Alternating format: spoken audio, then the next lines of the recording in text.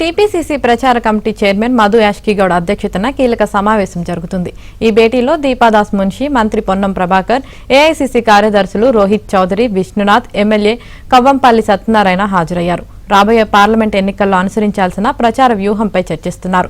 Parliament, assembly నియోజకవర్గాల వారీగా ప్రచార కార్యక్రమాలను రూపొందించనున్నారు.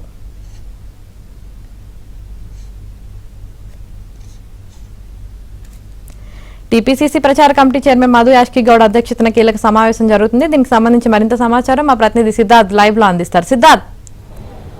Thank you Yamini. Congress party parliament ఎన్నికలపై దృష్టి పెట్టింది. దాంట్లో భాగంగా పలు సమావేశాలను నిర్వహిస్తుంది. ప్రస్తుతం గాంధీ భవన్లో ప్రచార కమిటీకి సంబంధించినటువంటి సమావేశం కొనసాగుతుంది. ప్రచార కమిటీ చైర్మన్ మధు యాష్కిగౌడ్ అధ్యక్షతన ఈ సమావేశం జరుగుతుంది. ఈ సమావేశంలో ఇన్ఛార్జ్గా ఉన్నటువంటి మున్షి, దాంతోపాటు ఆ ప్రచార కమిటీ సభ్యులందరూ హాజరయ్యారు. గతంలో అసెంబ్లీ ఎన్నికల్లో ప్రచార కమిటీ నిర్వహించినటువంటి కార్యక్రమాలు ఎంతగానో ఉపయోగపడ్డాయి. ఆ కార్యక్రమాల వల్లనే కాంగ్రెస్ పార్టీ అధికారంలోకి రావడానికి ఎంతగానో ఉపయోగపడిందని మధు యాష్కి చెప్పారు. ఇక రానున్నటువంటి పార్లమెంట్ ఎన్నికల్లో కూడా ప్రచార కమిటీకి సంబంధించి అనేక కార్యక్రమాలు రూపొందించాలి. దాంట్లో భాగంగా పలు కీలకమైన సమావేశాలు, బహిరంగ సభలు ఎక్కడెక్కడ నిర్వహించాలనే అంశానికి సంబంధించిన చర్చ జరుగుతుంది. ఇక ఏఐసీసీ నుంచి కీలక సభ్యులు ఇటు రాహుల్ గాంధీ, ప్రియాంక గాంధీ, మల్లికార్జున ఖర్గే వాళ్ళు హైదరాబాద్ అంటే తెలంగాణకు వస్తే వాళ్ళ సమావేశాలు ఎక్కడ నిర్వహించాలి, ఎక్కడ నిర్వహిస్తే మనకు రీచ్ ఎక్కువగా వస్తుంది అనే అంశానికి సంబంధించిన చర్చ జరుగుతుంది.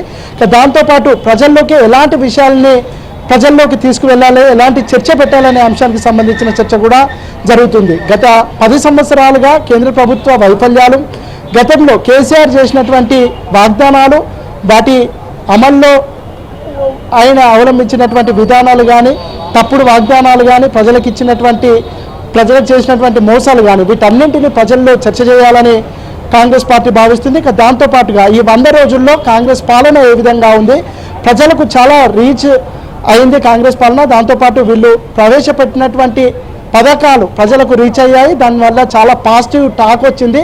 ఈ పాజిటివ్ టాక్ని పల్లెల్లో విస్తరించడానికి ఏ విధమైన కార్యక్రమాలను రూపొందించాలి అనే అంశానికి సంబంధించిన చర్చ జరుగుతుంది. ఇక దీని తర్వాత పీఈసీ సమావేశం ఉంది. ఈ పీఈసీ సమావేశానికి సీఎం రేవంత్ రెడ్డితో పాటు డిప్యూటీ సీఎం బట్టి విక్రమార్క, పార్టీ ఇన్ఛార్జ్ మున్షి, దాంతోపాటు పీఈసీ సభ్యులందరూ హాజరవుతారు.